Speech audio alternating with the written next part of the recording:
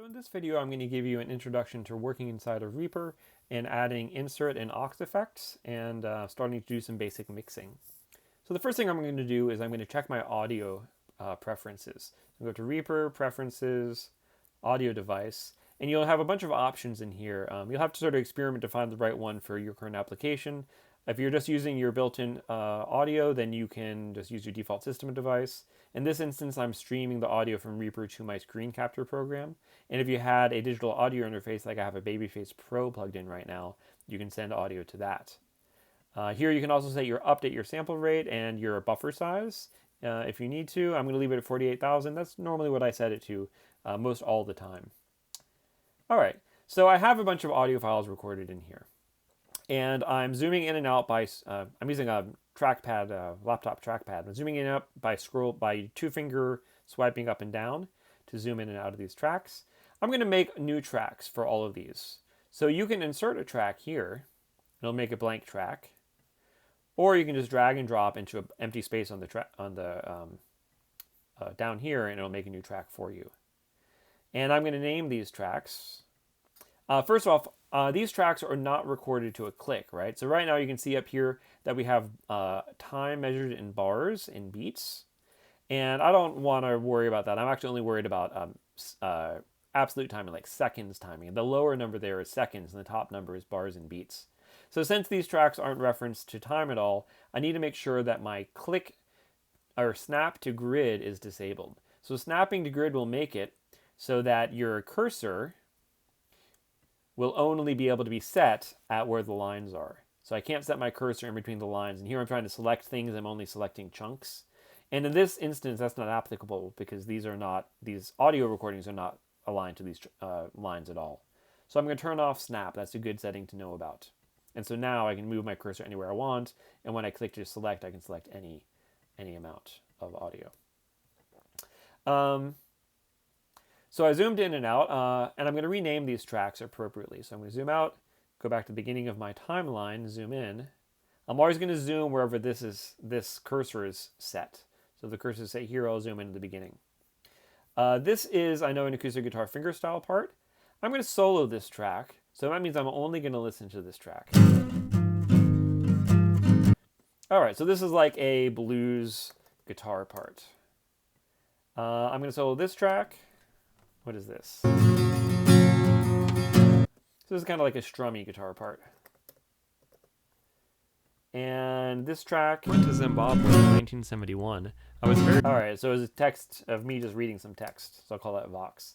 A lot of the times when you're naming tracks, it's nice to give them kind of a very short name. Because when you go to your mix view, you don't have that much room here. So these names are really long, they'll sort of get cut off. So it's nice if they're sort of like really short. Vox for vocals, for example, is common. Acronym verb for reverb, things like that. In your Reaper, you're probably seeing the mix window and the arrange window at the same time. And it's actually common for it to look something like this. I really like to have a full view of the arrange and a full view of my mix window. So I've set up some hotkeys to switch between window layouts. And you can look online. There's a lot of tutorials. Maybe I'll include a link to one of those on how to do that. So I can just use one function key to switch between two different views. But Reaper, for whatever reason, doesn't do that by default. All right, so here I've got my 4 tracks. I've named them appropriately. Now, obviously, I don't want to listen to all these at the same time, right? It's just chaos. I was very excited about it. So I'm going to need to either mute or solo tracks to focus on one at a time. So I'm going to mute these 3 tracks. So I'm only listening to this acoustic guitar fingerstyle track. And I'm going to go into my effects tab, and I'm going to set up my standard effects chain, which is actually already set up with an EQ, a compressor, and another EQ. So I'm going to disable these 2 at first, so we're only listening to the first EQ. And I'm going to set this to be a high-pass filter. Whoops, you know what? I'm using the wrong band here. I was playing around with these in class, so that's why it is kind of set to weird values. All right, so I'm going to set this first EQ, there's 4 EQs, I'm going to set the first of them to a high-pass filter, and then I'm either going to disable or leave the other EQs flat. So this one's disabled, and these 2 have no gain applied to the filter, so they're not going to have any effect on the sound. I'm only going to worry about this one, and this is basically going to cut off low frequencies. So if I mute this high-pass filter and just play the track, there's still going to be low frequency energy in the audio file that we're not really going to be interested in. And you may not even really hear it, but when you have a lot of tracks playing back at the same time and they all have low frequency energy that you can't really hear, that low frequency energy actually adds up and becomes a really big problem. So we need to get rid of all those low frequencies that are not part of the original signal. And the way that I do that is I just turn the frequency of my high-pass filter up until I just begin to hear it affect the sound, and then I back it off like a reasonably large amount just to make sure that it's really not impacting the original sound at all. So here's my track. Look at all these frequencies down here. There's all these spurious frequencies. So I'm going to increase the frequency of my high-pass filter.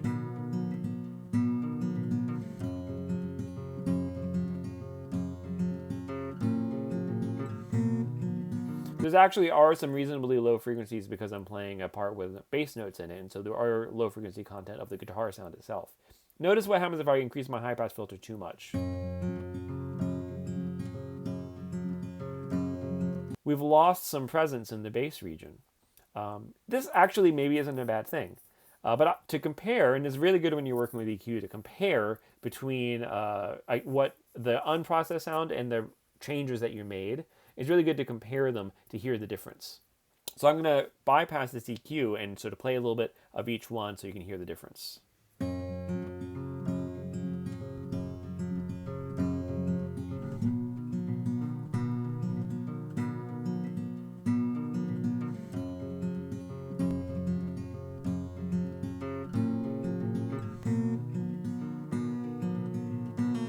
There's a really substantial difference, but you might not hear it unless you're really listening for it. So get this set up in your own DAW and go through and really listen for that. And notice how at 100 hertz, which is what this high-pass filter is right now, it's having a noticeably effect on the guitar track. I'm going to back this off a lot. So maybe like 40. So this should not impact the guitar sound at all. I'm just going to A-B it just to make sure that it doesn't.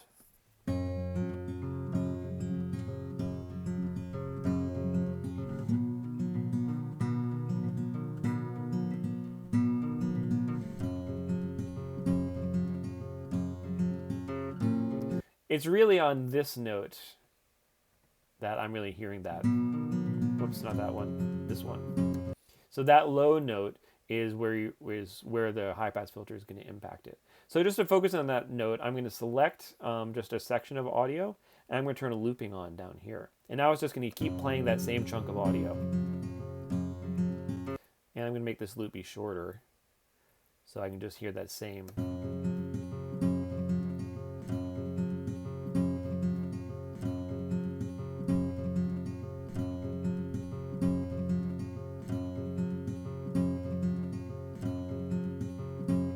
So I can hear a small change in the guitar sound, but I think it's acceptable for this. So this is really getting this set to taste. For the most part, this should be very easy, and you'll see on some of the other tracks it's much easier than it is for this track. Okay, so the next thing we're going to do is go into the compressor. Compression is really an art form. I'm going to include some links to people talking about compression, and you'll hear people talking about it a lot in your research projects. So compression is controlling the overall volume of your track. So I'm going to turn this on, and let's take a look at what our meters are telling us. So first of all, we have the audio inputs. I'm still looping that same couple of bars of audio. I'm going to turn looping off so we can just hear the whole track. So this is the audio input of the track. This is the audio output of the track. And this meter is going to tell us how much compression is taking place. And what we're going to do is we're going to set the threshold of compression to a certain value. So what the threshold is doing is every time this green bar goes above the threshold, the compressor is going to turn the volume of the whole track down. And then when the green bar falls below the threshold, it's going to turn the volume back up to its normal level. So basically what we're doing is we're turning the volume of this track up and down really quickly in an automated way.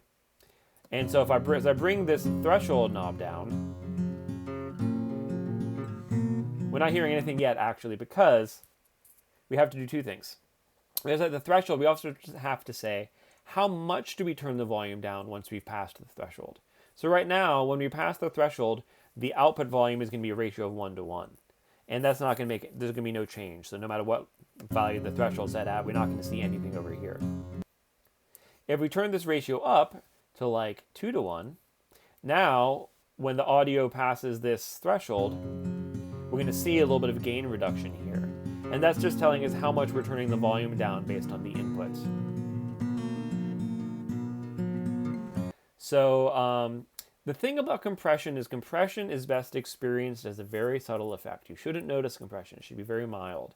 So I think a good place to start is a 2-to-1 compression ratio, which is very mild. The default settings up here are actually okay. And just bring this threshold knob slider down just until you start to see a little bit of attenuation like that. And now at this point, we're not really going to hear the compression so much, but the peaks of the notes are going to get reduced in amplitude. And you can see the really big peaks are going to take longer for the volume to go below the threshold. So this note, for example, you'll see this red bar come down and stay down for longer. So that's actually not really a subtle amount of compression. That's actually a fair amount of compression. I'll include a video sort of talking more through sort of the aesthetics of compression, but those are the two things I really want you to take away from it for right now. Setting the threshold, which is setting the point at which the volume starts to get turned down, and setting the ratio, which is how much it's turning down. I like sometimes when I'm working with compression to overdo it so I can really hear the effect. So I'm going to overdo it a little bit. I'm going to set a really high ratio of like 15, and I'm going to bring the threshold down for quite noticeably. You can really hear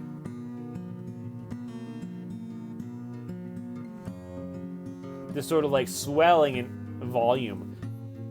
We call it pumping in compression, and when talking about in compression, you hear the volume kind of pumping. It sounds very unnatural. Like this is obviously like way the wrong compression setting.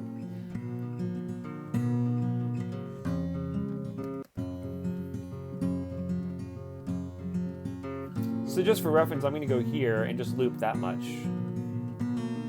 We're not going to loop until our playback cursor gets inside of this loop.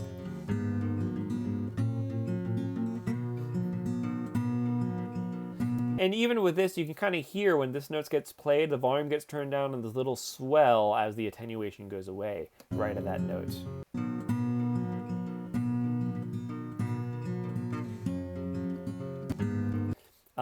But the effect of compression, I'm going to go ahead and set this back to sort of like a more mild value.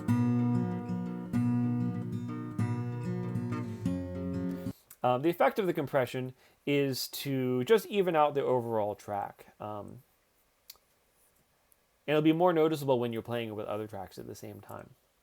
Okay, so the last plugin we're going to add is EQ, and this is much more variable. So what I like to think about what we're doing with this EQ plugin is we're trying to make the sound of this instrument sound the most like the ideal version of the instrument as possible.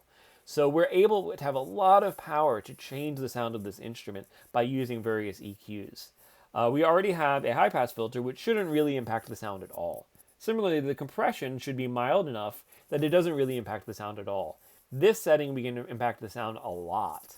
And sometimes you want to do more or less, depending on what your goal for your track is. So this is an acoustic fingerstyle part. We want to kind of have this sound kind of full. And there's real art form to this. But one thing I like to do as sort of like an exercise, I'm going to set my looping here to be the whole track, is I like to take one of these bands, probably one in the middle. You'll frequently see these bands set up as a low shelf, which is everything below the frequency gets attenuated or boosted. A high shelf on the other end, which is the same thing with higher frequencies. And then 2 and 3 are what we call band filters or peaking filters. And they're kind of focused around a certain frequency like that.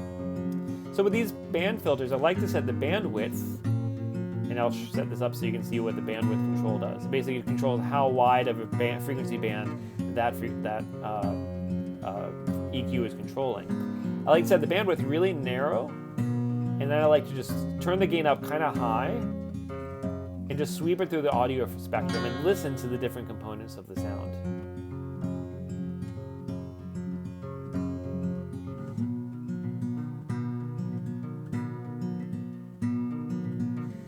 I can hear kind of like the fingernail attack right here.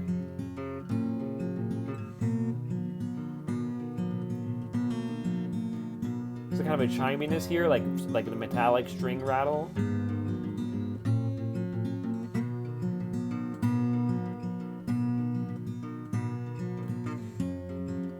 Would not like to hear individual things up in this frequency range. But down here, we can really isolate individual notes.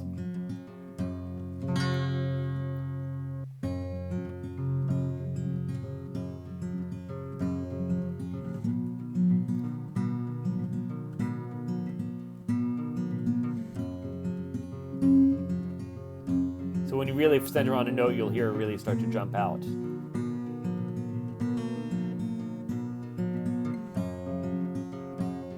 So one way that you frequently think about the EQ spectrum is that the fundamental frequencies of the notes that you're playing are going to be down here.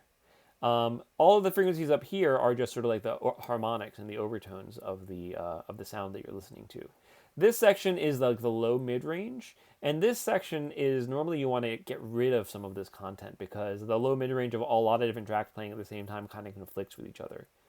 This section is going to give you sort of articulation. It's going to give each sound a brightness and a clarity. So we want to leave these frequencies alone, or even try to find a way of letting these frequencies be accentuated a little bit. These frequencies give a sense of what we call air. So let's listen to, if I turn off band 2, I'm going to turn up the high end.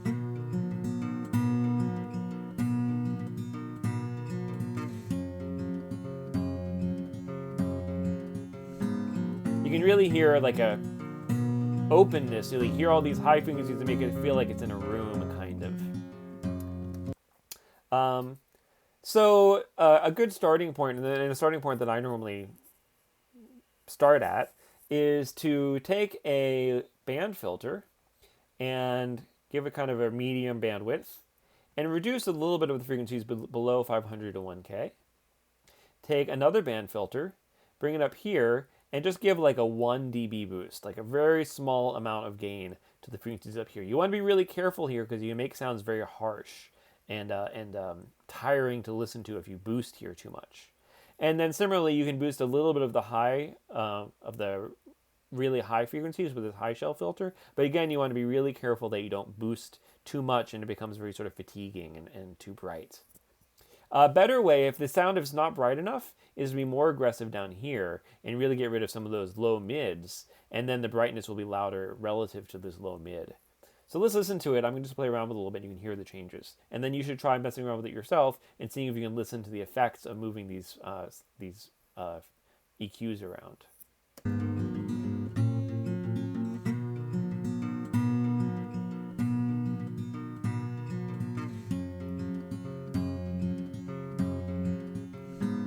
I feel like I'm hearing that compression a bit too much right there.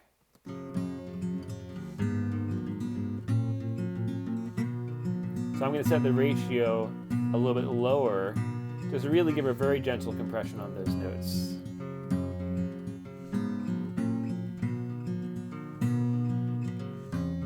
But you can hear that note is a lot louder than the other notes because I played it a lot louder. And the compressor is not really taming it because it's such a mild compression. So I'm going to bring the threshold down a little bit more.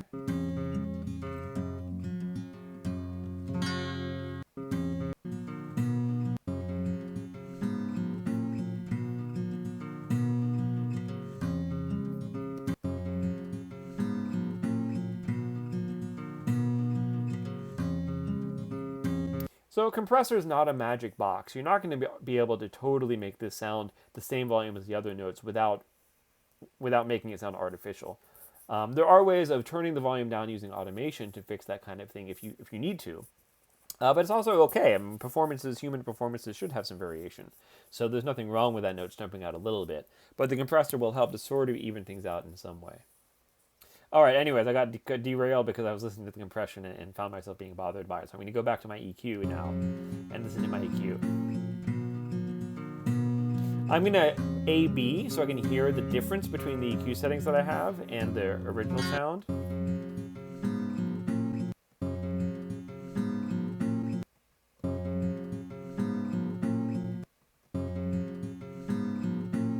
So even with these settings, which is pretty mild, minus 3 dB at 675 hertz, 1 dB boost at 3600, and a 2 dB shelf here. Remember, 1 dB is supposed to be theoretically like the minimum perceptible difference, right? So very small differences in an EQ curve, but there's a noticeable impact on the sound.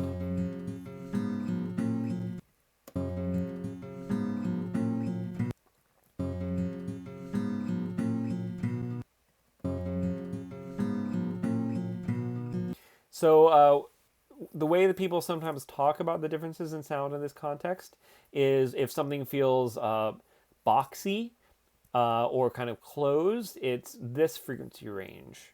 You want to remove some of these frequencies to make it not sound so boxy. I'm going to go ahead and turn these guys off.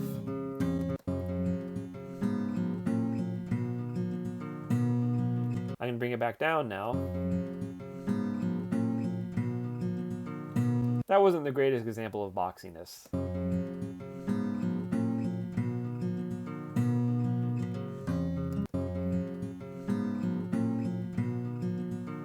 Because I'm muted.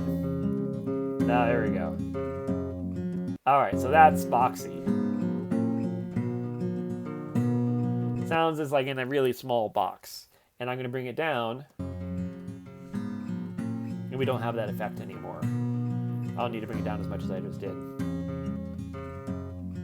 Now I'm going to turn these up. I'm going to make it sound harsh.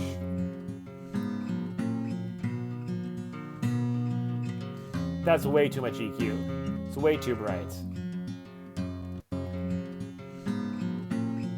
I actually like it that it's bright. I don't mind the brightness, but it's starting to get harsh and kind of tiring to my ears. My ears feel tired a little bit already. So I'm going to leave a mild boost there, but instead I'm going to bring this down, make it a little bit wider bandwidth, and I'm going to get the same kind of added brightness just by reducing some of this mid-range. There's also a little bit of boominess around here. The notes are kind of boomy. So I think I need another band. I'm going to add another band here, and I'm going to make that be a band filter, which it is, and I'm going to focus a little bit on some notes which are kind of boomy. Maybe even use my low shelf filter.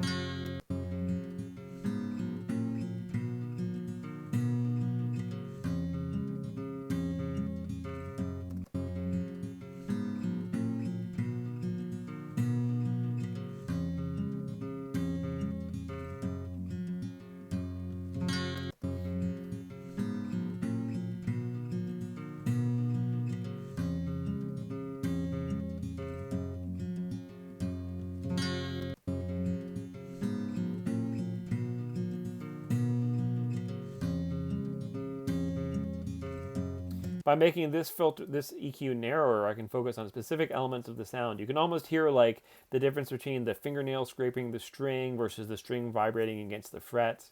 All these sort of like very subtle details in the high frequencies.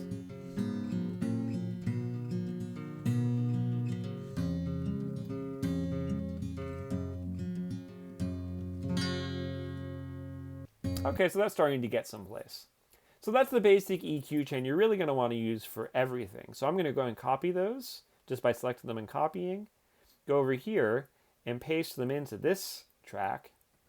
And now this track has the same EQ with the same settings as this track, which is probably wrong. We don't want the same settings for this track because it's a very different kind of track. So I'm going to go back up here and I'm going to turn off the compression and EQ.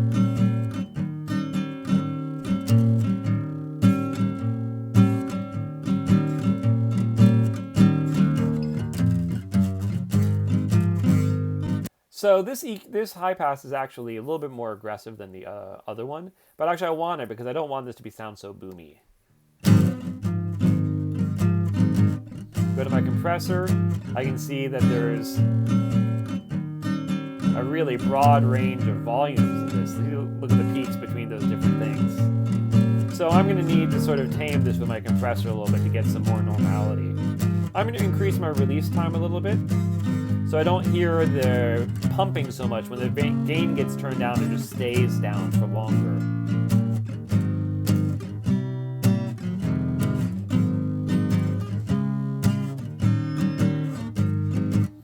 So that's definitely more compression. Just listen to the difference here.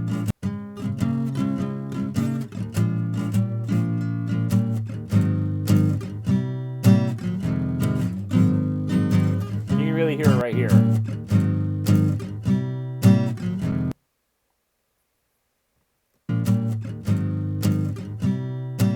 Here, all those notes are much closer to the same volume because of the compressor.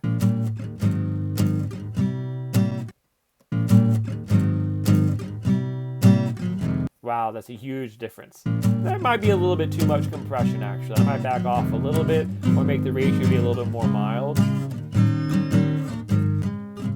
But you can hear it's having the desired effect.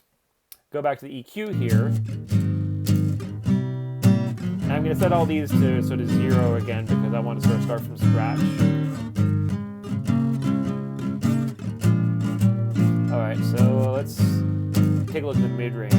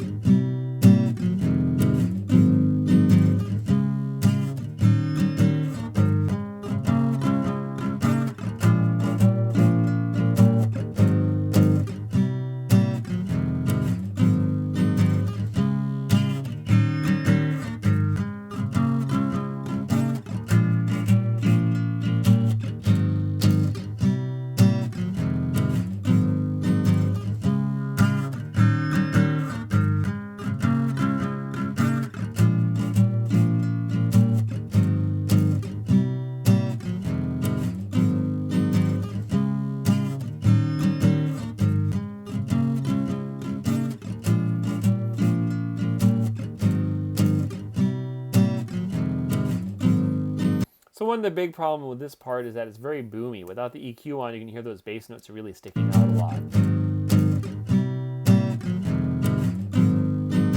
So one solution to that might be just to go in here and just increase the frequency of our high-pass filter.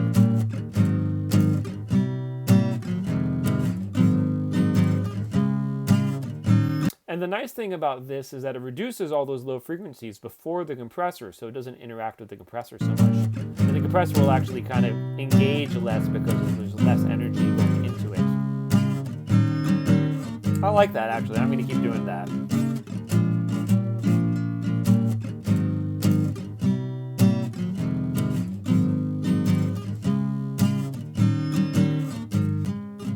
I really want to feel like I hear the strings vibrating against the strings. The strings vibrating against the frets. I want to hear that kind of metallic.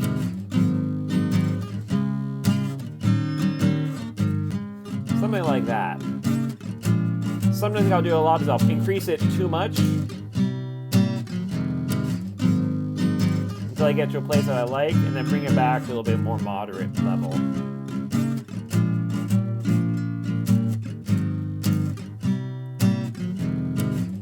This is,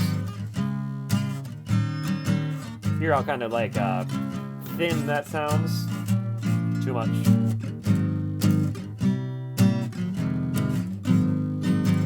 And still a little bit boxy. I'm gonna make another EQ here, make it a little bit narrower. Make it, whoops, really narrow.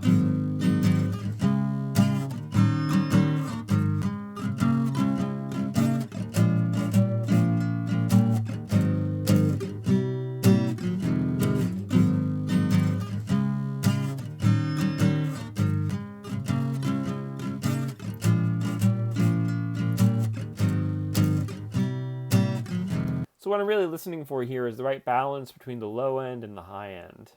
And I'm kind of getting a little bit messy over in this area. I think I might need to sort of spend some more time trying to figure out exactly what frequencies I'm focusing on. But take some time because you really have to listen carefully and really make small adjustments and listen for the total result of all of the EQs.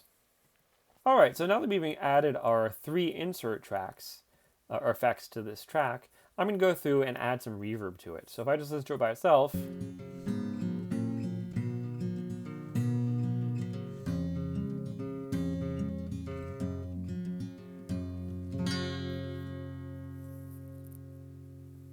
one thing I want to do before that is I want to go through and edit the start and ending of this track so it feels natural. So this is also key. You want to make it so that a track doesn't suddenly start and stop. Like here, you'll hear,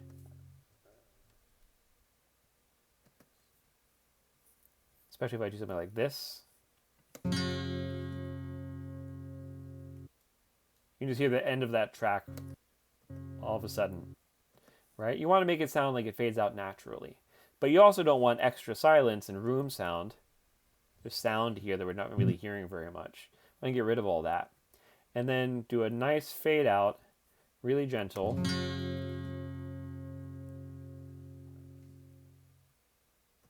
That's maybe even too much of a fade out, something like that.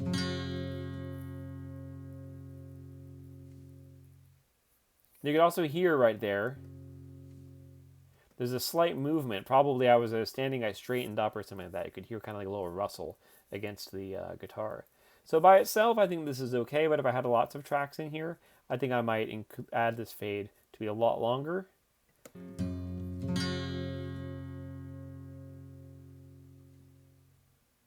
So it still sounds like it's a natural long fade out, but by the time it gets to the place where that rustle is, the volume's already reduced a bunch, so you're not going to hear it in context.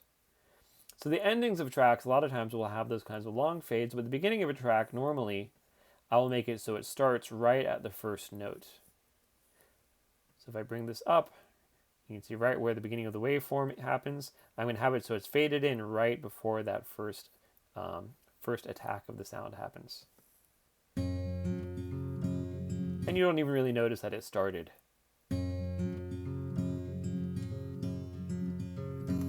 Okay, that is not my favorite guitar sound ever.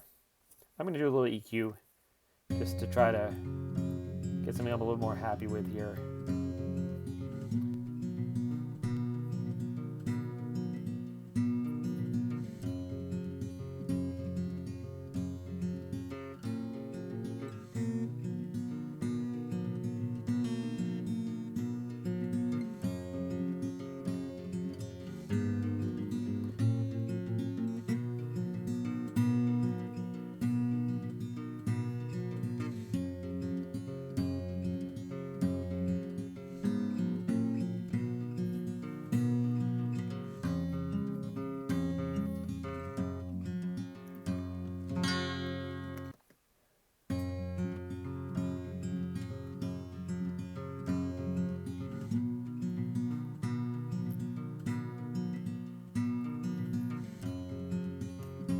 AB.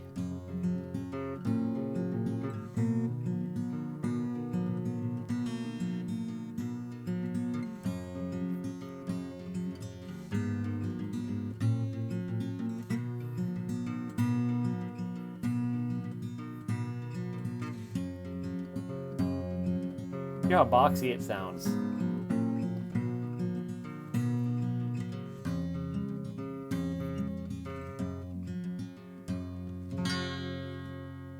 Sounds a little bit better. Okay, so now I've done that, I'm going to go to my mix view, to my mixer, and I'm going to add another track, which I kind of already have one created right here, but I'll go through and add another one. Insert new track. I'm going to call it reverb, and I'm going to add a reverb plugin in here. And the reverb plugin I'm going to use, I'm going to search just down here for verb, is going to be Reverb8, Kaka's Reverb8. And this is a generic digital reverb plugin. Because this is on an aux track, I want to turn off the dry signal, so we're only getting wet signal. And I'm going to go into my mixer here, and I'm going to route the output of my acoustic fingerstyle guitar to my reverb send.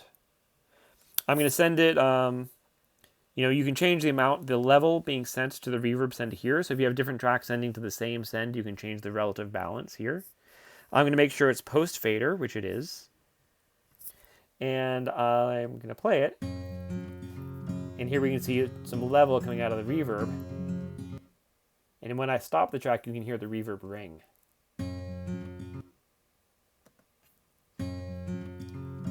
That's actually not the worst reverb for this track. So just like with compression and EQ, generally you don't want too much reverb. You don't want it to dominate the track. Like that, for example, is just way too much reverb. Similarly, you shouldn't even notice that it's there, but if it goes away by muting this track, you're missing something.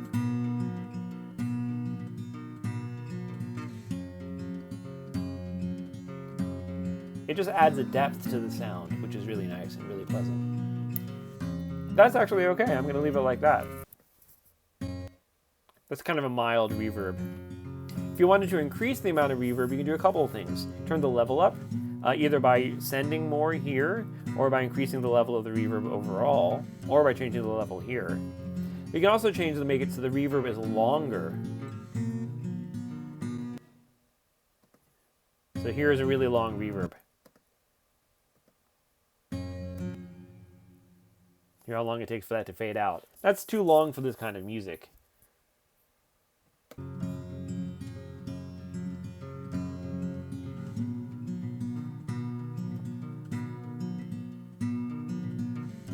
That's better.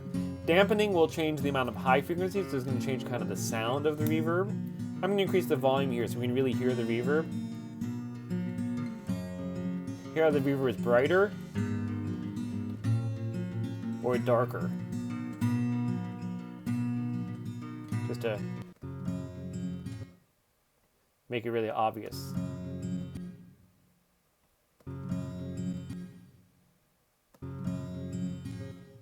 So brighter over here, darker over there. So basically, the more dampening is, the more the high frequencies are damped.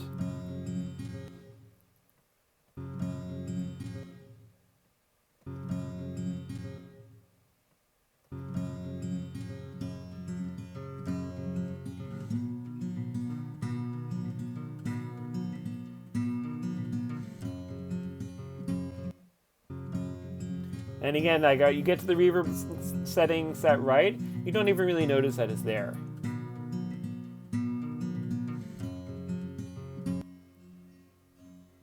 Pretty subtle, but that's the right kind of balance that you want to have happen. So